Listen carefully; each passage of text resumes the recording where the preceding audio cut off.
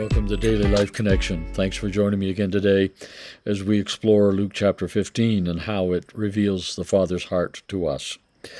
Today I want to look at the phrase that the elder son gives to his father when he said, "I've been slaving for you and serving you and obeying you, and you have not even given me a young goat, so that I could celebrate with my friends."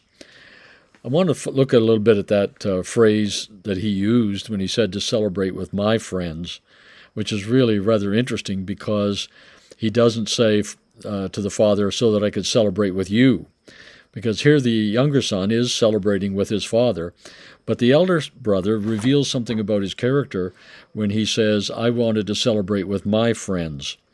In other words, he was saying, "I want to celebrate with my kind of people.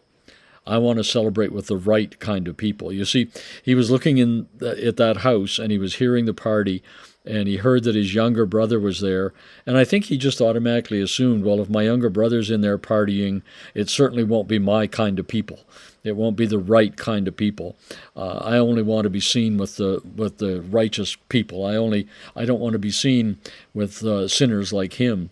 You see, that's exactly what they were criticizing Jesus about in verse 1, when they said he was celebrating with, he was eating with, he was fellowshipping with the sinners, with people who were irreligious, or people who were not of high moral standing. And so this older brother is revealing the fact that he really only wanted to hang out with people like himself, and that was like the Pharisees. They wanted, if you want to hang out with us, then you become like us, and you can hang out with us. And sadly, that's been one of the problems the church has faced down through the centuries, and still does, is we like to be gathered with people who are like us.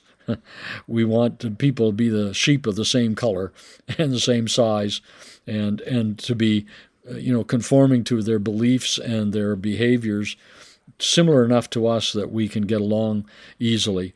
But it's interesting that Jesus said, "The proof that you're my disciples is that you love one another." And he was speaking to a very diverse group of people, because you see, it's not hard to love people who are just like us. But it is much more difficult to love people who are different from us, people who might even oppose our particular belief system or our standards of behavior, and they're very unlike us. And he didn't want to celebrate with them.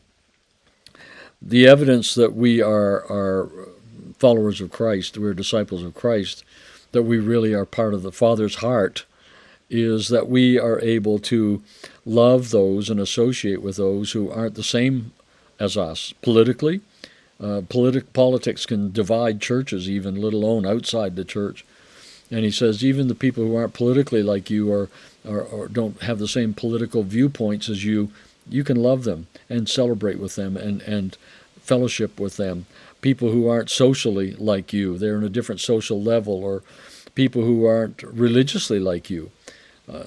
Sad to say that oftentimes the church has even not wanted to fellowship with other brothers and sisters just because their religious practices or some of their belief systems may be a little bit different, or morally they may be involved in things that we consider immoral or not the way to live, not in compliance with God's codes of standards, or economically, whatever it may be, racially, whatever the differences may be. What this passage is reminding us of is that we are all the children of God. We have one Father. We pray it, isn't it? Our Father in heaven. We say we all have one Father. And if that's true, then we ought to want to celebrate with him and with anyone he celebrates with, and he chooses to have a banquet with, or to feast with, or to be in relationship with, and not, have that elder brother attitude of like, I only want to hang out with people that are just like me. Well, that's a good reminder for us today that God is an inclusive God. He includes those that are not like us. And his heart's desire, he's pleading for this older son, come in and fellowship and celebrate with your younger brother. Come in and he is your brother, he says. Come in and celebrate with him. And don't have this attitude, I only want to be with the people who are just like me. good reminder for us today. Let's think about it. Are there ways in my life that I tend to only want to be with people who are just like me? Or am I like the heart of the Father and I'm inclusive and I love those who are very different from me in many different ways? Well, let's think about that today. We'll talk again tomorrow.